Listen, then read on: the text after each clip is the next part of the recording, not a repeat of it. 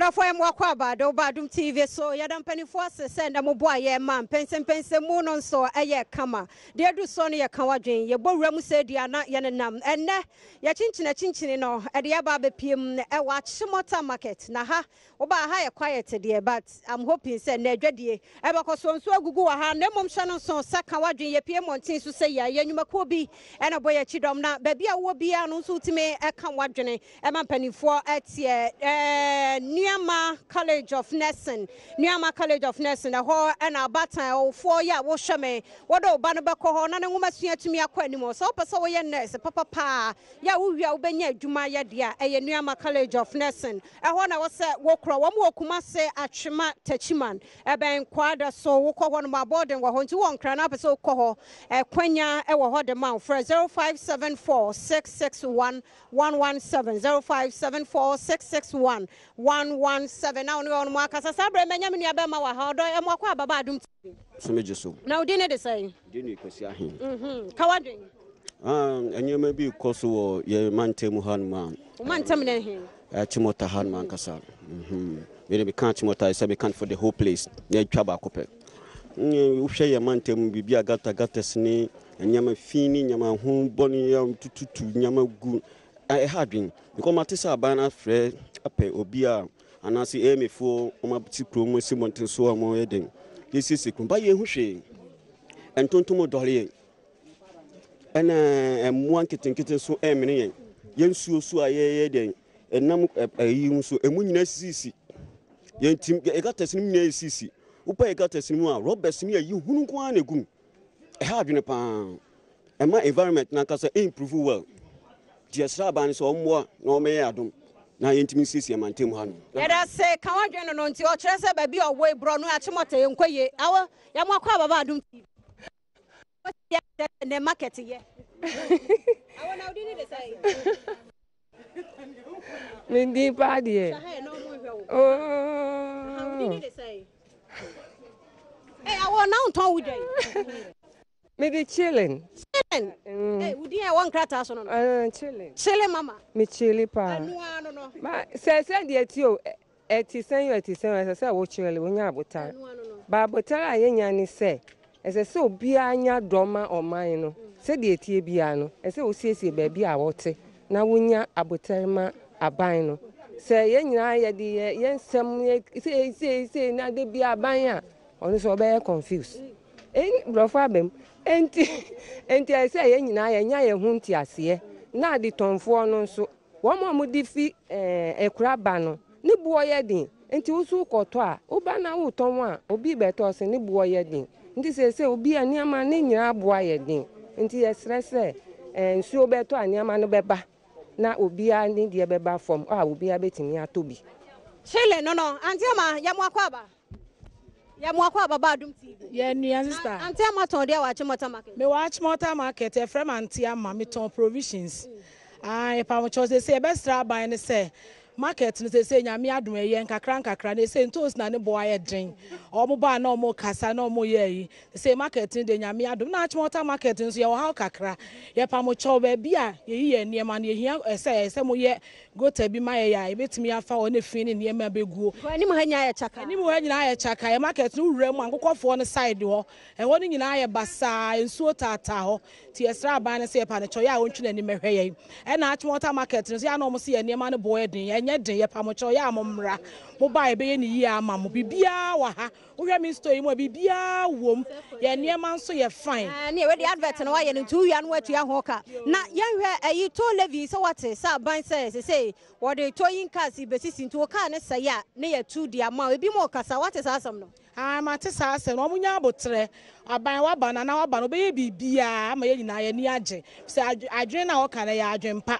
e bia na wonam na aka akosei afi na aba be ring ni adade sa de no so wo be boa ama ya to yu ka na de akosi ba bia wa ofi se ebe ya ama wo ti sa de ne ya adwen papa nti ye nya abotre ne mfa odo ene kro ye enye yeda senti antiama no na yete no enka no Chimota market enene yabo abewura mu no nti ye ne adwadifo no asa na ya hwe de adwadi Mwakwa Badwam TV. Yeah, mo. Na udi ne de say. The friend me ama bonsra. Ama bonsa na de na aton wa Chimota market. Me ton toast ni mako ni ade. Na mento so bonso aye ne bo aye din. Enye easy, enye bete. Na ya tesuma ye ne yetimi ato. Say ya tesuma ye yan so ye bete so.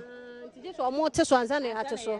Enti kan wadwen de na ekoso o man mu apese o kire wadwen ma aban tie. Say ni ama de ne bo aye din mom. Nti ye sra aban na. Ye ya na ebotu ma no. Oso obeba na eman mu adwo. Enso se de afekura na ekoso. Nti ye pa ne chew. Ye de nsa eda nsa yam. Ye de nkotodwe eto wo epa ne chew. Ommo ayen. Na se ne ema ne bo aye din no. Anu o hyedodo. Free SHS aban se September ye adwuma. Oh, se oye adwuma de a o mani mmiram. O mani mmiram na ne bo hye na wa hye no. O mani mmiram na amanfo nso ani ngi. Se le be ya ye be sen ato amani bio. Nti ne o kan de o mani mmiram emayen. Yada si papa panti ya maame no na yete no enka no oba pa oso beka wadwen. Bra beka wadwen. Na udi ne de say e frame me afiefa. Afiefa. Na de na aton Achimota market. Me ton enam. Enam besa na wanya free market onka. Me ton salmon. Na ne boy for there. So dabi. Ne boy anya fo. Nti wa uni say ne ma ne boy de. Ti na me timi ntoi. Na e de na apesa o kan wadwen. Acho empese me ka say kwan youth na yesi no. Ewo he. Ewo new plan ho no. Nti ama nkronfo nya kwan mba market. Nti yesra aban no si o mbie kwan mai. Na ya ye ko school no so ye school so ye nya dwuma anye. Na wadwuma ni say obeton we no. Dabi. Na boys boy no so omo nya kwan nko school. Na ye ko school no school fees bonti. Na ya jai na ye ko di cafe boys echi. Nti yesra aban so o moai. Na say free SHS abo. Free SHS na eba dia ye beko. Say na ba ya yeso e benya adwuma ye. Yada se papa panti ye nuana ma me o bi kan ho kan wadwen. Me pa cho ye frame Esther. Me so ajenjira metima kan kakra ne se Achimota se customer ne ba omo sha de na omo se ne boye de omo ntime nto e de se omokọ so ade se ye mame mo omo nya bi ansa na omo tima hye enti se omo anto bi ama ye so ye mame mo omo nya bi na omo de ama ye didi se oman ne ma ye den se ye to bibia omo nto enti ye so kakla betima kan ne se aban na nkasa omboa ye so wamboa ye dia ye mame onti omo ntime so emboa ye obibia se oman ma ye de ube ho enkola na omo ni nam ba bi basa ube ho obia na oni ni we na oni nam ede se no oman ni ma ye de so man boa ye dia ube ho akola ketekete kura na wafa boy edi entia efiri se ahochile enti so oman ni nya bi ma ya ene ye mame mo so ombetima hwe eno ano no kan wadwen wa Achimota market ene na ya ba ha no na womanfo no adwen kire ne de omo padwuma ena business no so nhyeda nkoso sa bia santi aban tie na mom se wo pe school papa obatan na do ba kwa eye nuama college of nursing ho na wo so okra wo Kumasi Atwema Tachiman ben kwara so ko ho na so koye nurse ni a wo wie nursing tete ye na wo benya adwuma aye 0574 6611 0574 6611 17 na wo the nuama college of nursing akasa mame beka wadwen ha wo ka de emeya ye wad oba pa bra na wo kontom de na wate so For 50 pesos. 50 pesos. Ye ha ye o market mu ha ne se. Ye kwan no ye pese ye si kwan no so bi pese o de ka wuram bedi adwa. O tumi mfa ma. Eti esra ban na dawroma onu ankasa o meboa ye. Na ka ntumi mra adwoma ne ani dwa. Ena ne etoso mienu so. Sama trebi wo akotema ha la no. Akronfo na begu ho a omo ha ya adwen. Eti esra ban omo meye barrier bi wo ho emaye masemo an wasama no na kokona na wate so de mateso kokona say 20 Ghana kokona say 20 Ghana 20 Ghana sure nti Achimota market no no boa kokona 10-20 Ghana ne boa den tumu sanema en shada nkoso bia sa wa ha nti ame so me fa cha me so ma dwen say school fees ne ye bre na say free SHS aba me ba ko nursing minti mintua nti abanhwe ho menye biribi ma ye die pa na nko onye ma wo die pa me pese oti school fees ne so ni yetimi tuya na free SHS no so e sa enya mai e beba September wani je ho manage ho pa wo ma bi o ma adu ho nti won ti school fees no ma ni yentimi fa nkwala ne nko na so what de ekoso o mai motoyin yesi ye di toyin besisi toyin cars ni bi besi nti wo cars na se to di ama no watua sika e ba ye nkrofo kasa pa wo what de na aka fa mi ni card bi ntinu mi ntimi nka hwe mfa ho na say de a wo tena ke me fa jo sa ohwe na be bua ye ne a on fa mra sa mu aye ne a onyai na what is say Canada ban yes say you wo mutu wo nkrofo fo say o man Ghana wan hwe yi anipa bonfo yi bi nkrofo yo mukunkum ni pere mu na ebi ya ba Ghana nti wo nya hwe wo hu dada aba ha wie yete wo waresi what is mu na ate ba wa de ofo adi hu yete pa mi de me fa mani hu ba yete ti de na aka kira ban no ban hwe ho nye bribi maye ne nipa bonefo no mu nja na wo mu ekọ yi wo frɛ ne sɛ saa bukom halamfo na ebe fa maiwa ne kɔ no so ene so maiwa no mo mu nkɔ biom obi ebe hu so ɔkɔ bia ye nche no na yo mu na ɔkɔ mu na chi wo mu ko enti enti ano no Achimota market adwadifo ene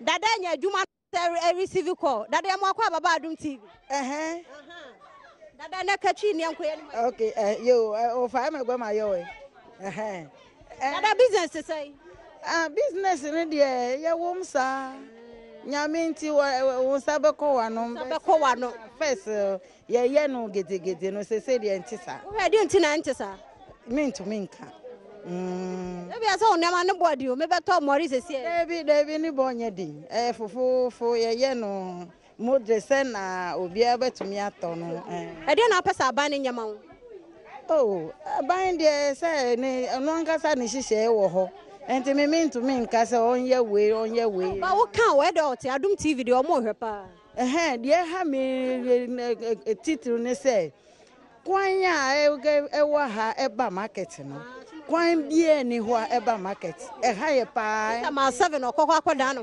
ana akwetema ansa na ye be get mente omuntumi mma enti ha ye wo Achimota market ha yada se papa panti ma me ne dia wa kire eno no dia ha no waka no na dia de ama ne business net say nyame Adom kakakra na bodi ne mo obi ahwe we no mo hwe wa Adom TV me de stefua kasa fi Achimota market na ama ne ye say aha ne 2 cedi 4 cedi 5 cedi ne say nti ama ne dia ye ohu ama ne dia ankasa tam we ne wose ba nso nti anipa ye family planning nti enam no so ye family planning nti sisi ye nya bi ye no ma ye family planning nti se mpa ba ne ye bosa ogasi ebi mra na nuoma nkofom e de na pesa ban ne nyama wo de na ekoso o man mu a wonye okay ne ekoso o man mu de emu odin wo beti ne wo ye kunwe nso first na nkanti sa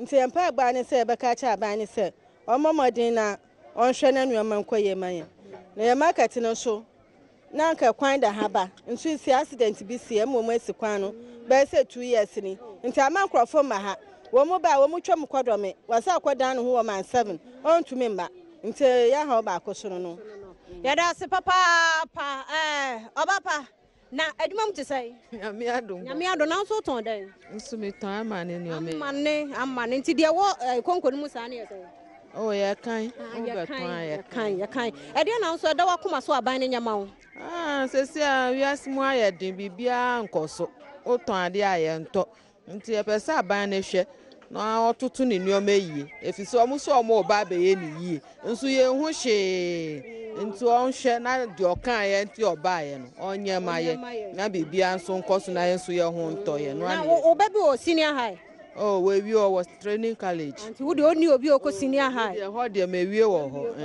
o se alawa no de bebre nkwala nti ye hwe alawa no on fa ma omu na ye nso ye hu nto ye kan wa dwen no na ye de be pie wo Achimota market na wo hwese de adwarifo no wo mo kan de ana se enhye da nko ye bia sa ha me kasa ma pa ne bra beka bi we wo sura enipa ni mo kasa enso pa na de odo nso kan wa dwen wo mo nyine dwane nta se wo mo ni akwo duro wo mo de beka sa nti no odo beka wo de Oh, awo, where the answer na kan wadwen.